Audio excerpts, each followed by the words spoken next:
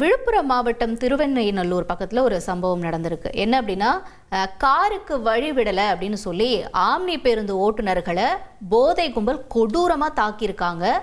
பேருந்தோட கண்ணாடிகள்லாம் அடிச்சு நொறுக்கியிருக்காங்க. இந்த சம்பவத்தில் இந்த போதை கும்பல்ல இருந்து 8 பேரை கைது செஞ்சிருக்காங்க போலீஸ்.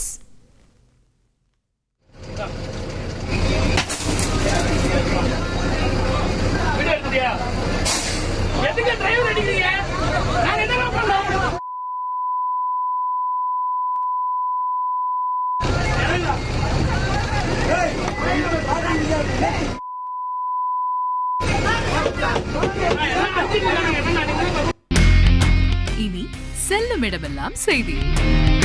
தந்தி டிவியின் வாட்ஸ்அப் சேனலை ஃபாலோ பண்ணினா செல்ல இருக்கும் இடமெல்லாம் செய்தி. இதோ QR கோட் இப்பவே ஸ்கேன் பண்ணுங்க, ஃபாலோ பண்ணுங்க.